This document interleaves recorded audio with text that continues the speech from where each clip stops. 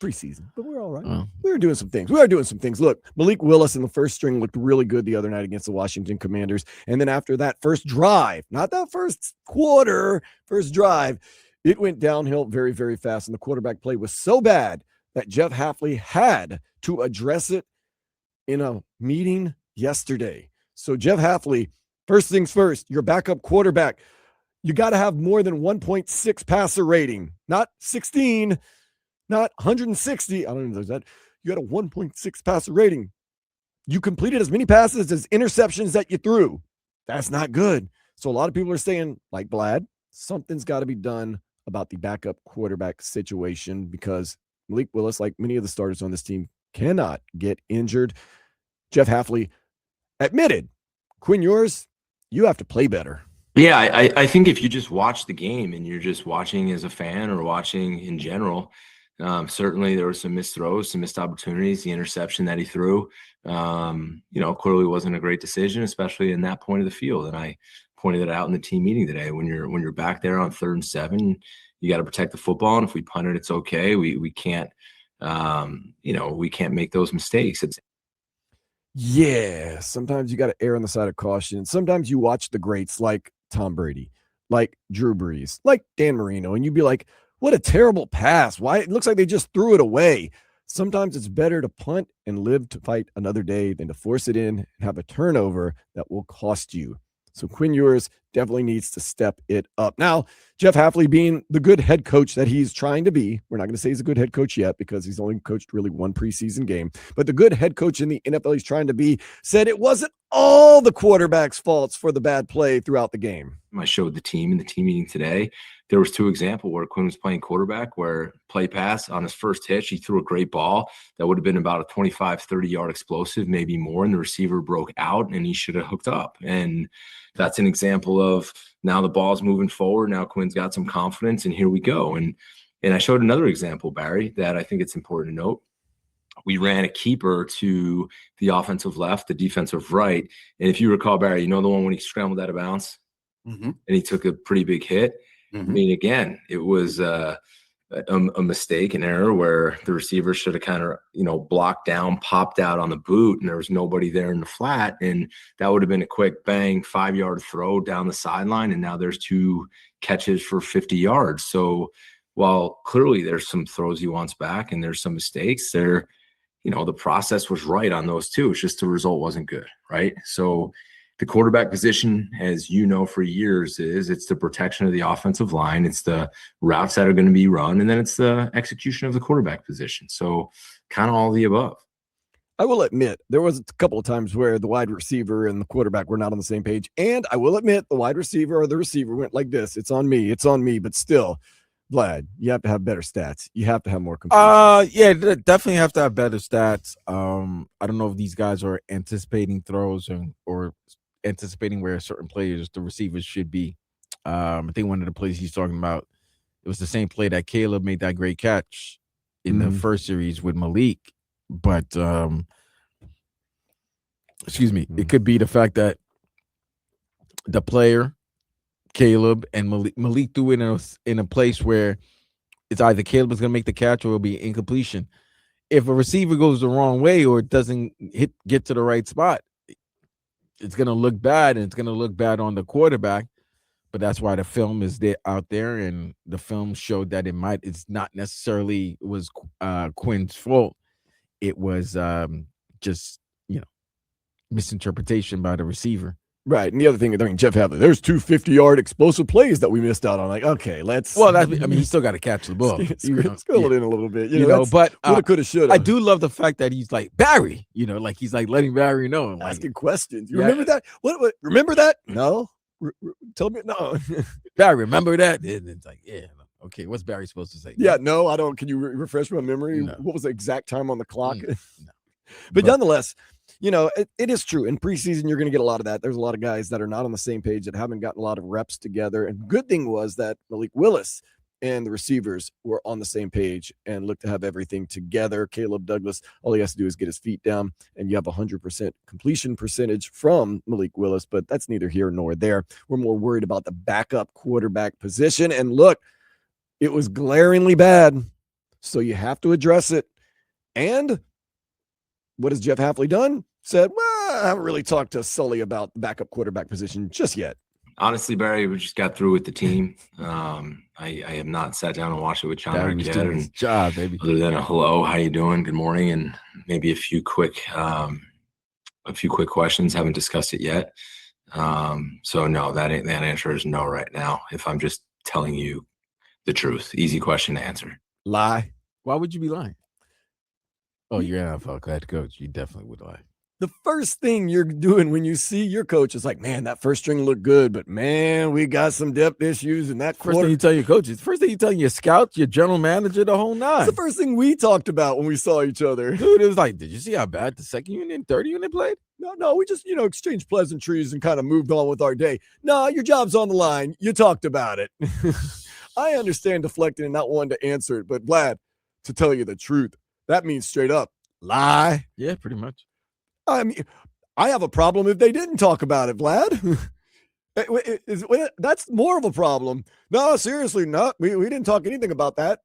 We coffee was good. Talked about the coffee, had some water, said it was a hot day, and moved on. No, talk about what you did right and what you did wrong. First things first. There's no time for you to joke around, play around, and do that. So, yeah, they talked about the backup quarterback position, and yeah, they're coming up with a plan, whether it be Quinn Ewers needs to play better, Cam Miller, whatever, or we need to get some more competition in here because that was unacceptable, even for preseason game 1. Very bad. But we'll see what happens in the coming weeks. They might bring in somebody.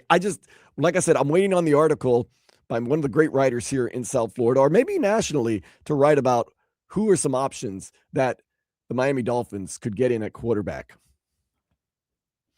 There's not a lot out there. Once again, there's not, and the ones that are out there, I mean, they get Mariota's about to miss several weeks. Yeah, that injury didn't look well. It was non-contact, so you kind of worry about that. So yeah, with an MCL sprain. So now the market, the supply and demand has gotten even crazier. Teddy Bridgewater just retired from Detroit.